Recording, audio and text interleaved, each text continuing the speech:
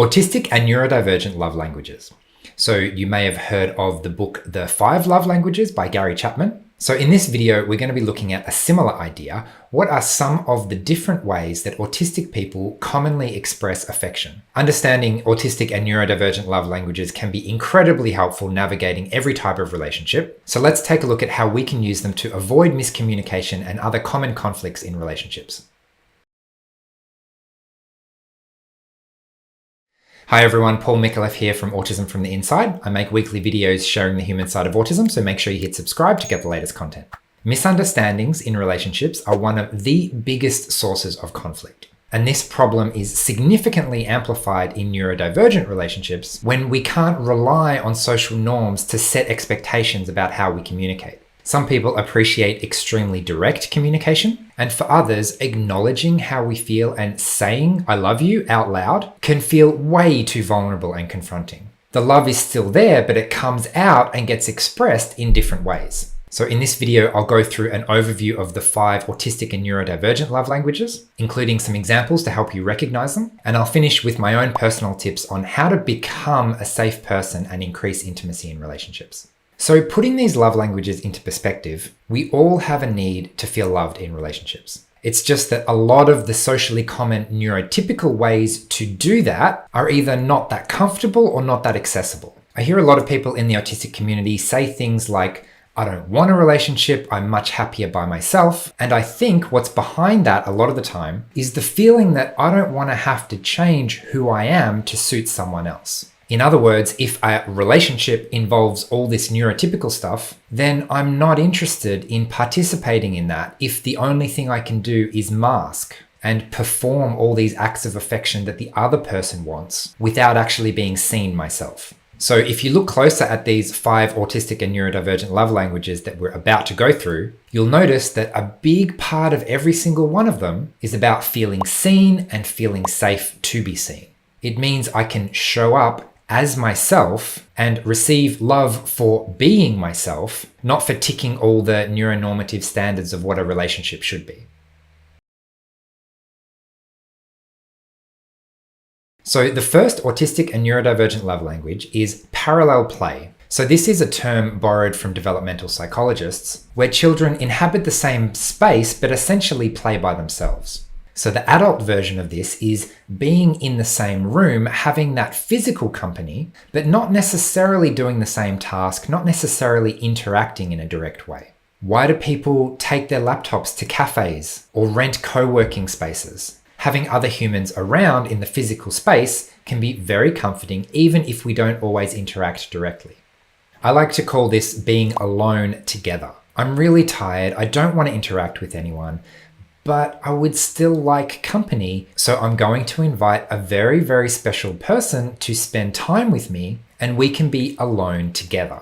And if you've experienced that, it is an incredible privilege to have someone invite you into their alone time. It means I feel safe with you. I feel seen by you. I know you understand me. I know you're not going to put any demands on me. I know you're not going to judge me. And so it's safe to invite you into this incredibly private alone time space. And what I find personally is when we are alone together, we do end up interacting a little bit. It's just that that level of interaction is so low that it's more like we're just experiencing each other's presence rather than actively doing an activity together.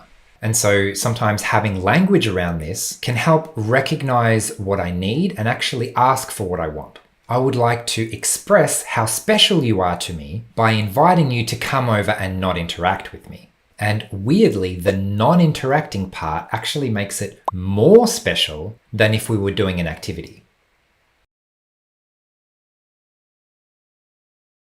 Okay, the second autistic and neurodivergent love language is info dumping, or more generically, sharing interests. Again, this goes back to feeling safe and feeling seen. For a lot of autistic people, our interests are too intense to be appropriate in most situations. And that leads to the message I get from most of the world most of the time saying, "You're too much, tone it down, that's enough, you've talked about that enough now, let's change topic." that kind of thing. And it kind of feels like I'm being shut down. I'm asked to hold in what I would like to share instead of share it.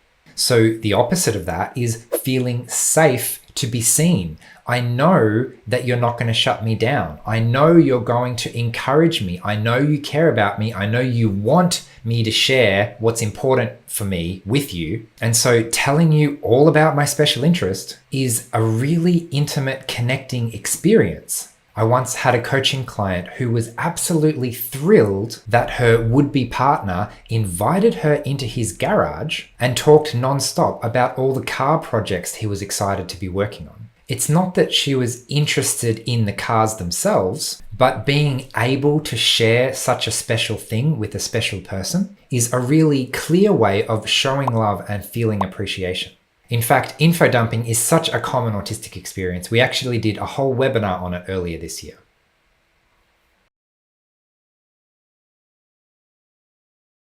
The third autistic and neurodivergent love language has been called penguin pebbling. It's a thing apparently, and it's kind of cute. Some penguins give each other pebbles as tokens of affection.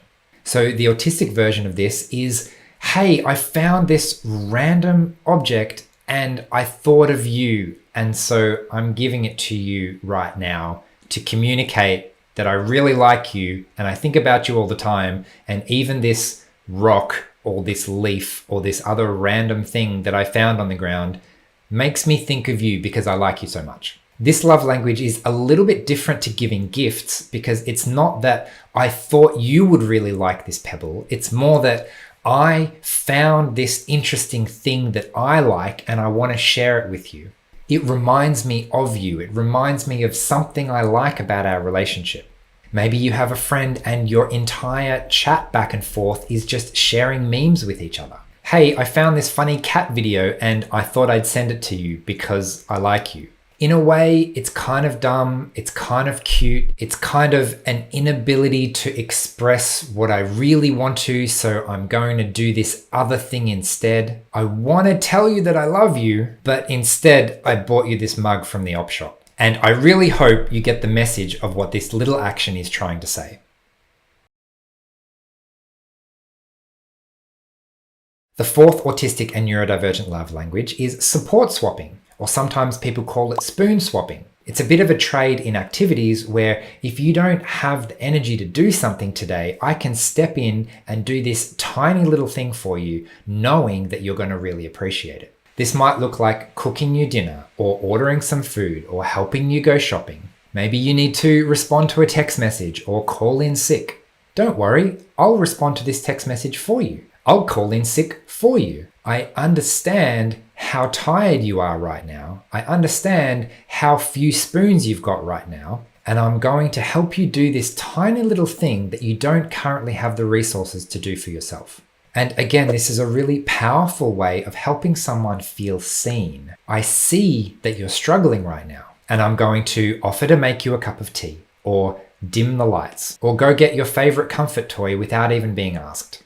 I see you, I love you, I care about you, and I'm here to help. And the key with this one is it's not necessarily something I'm doing all the time. It's specifically in those instances where I can see that you're running out of energy or need help with a very specific thing. Here, I brought you a cup of water because I know you often forget to drink. Okay, the final autistic and neurodivergent love language before we move on to my personal tips for increasing intimacy in a relationship. Deep pressure. Some of us just really like squishy hugs. Some of us don't like to be touched at all and would prefer to say no to a hug.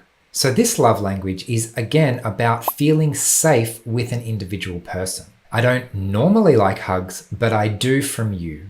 You're going to squish me twice as hard as would be appropriate for any normal person. And you know that's okay because you know me. You know me, you know my limits. I am free to say yes or free to say no. I'm free to ask you for silly things and be really playfully physical. I can crawl up and sit on you like a cat or something, which is obviously annoying, but still a sign of intimacy. It all comes back to, do I feel safe and do I feel seen?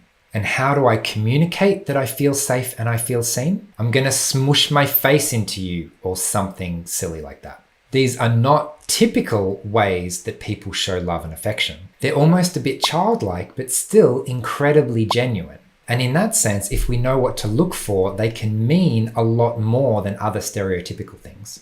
So that's a brief overview of the 5 autistic and neurodivergent love languages. I'll finish with my own personal tips on how to become a person of safety, a person who actually sees me, including the biggest mistake that I see people making in intimate relationships. But before I dive into that, if you're interested to hear more about neurodivergent love languages, Shannon and I are actually doing a webinar on it later this month. If you missed the live event, the replay is available to watch for 2 weeks. And after that, you'll still be able to find it in our Autism from the Inside webinar library. One low monthly fee gets you access to all our past webinars, as well as a whole bunch of other stuff. So make sure you check that out on the AFTI website if you haven't already.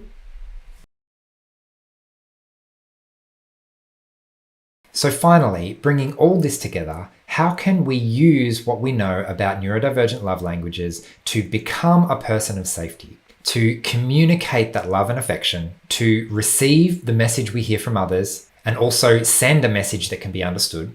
I want to leave you with one powerful tip. As we've discussed, it's all about feeling safe and feeling seen. And what leads to that is being heard, knowing that what I say has landed and you've received the message that I've given you, and also being accepted without being asked to change. I feel loved when someone sees me and doesn't put additional demands on me to be different before giving that love in return.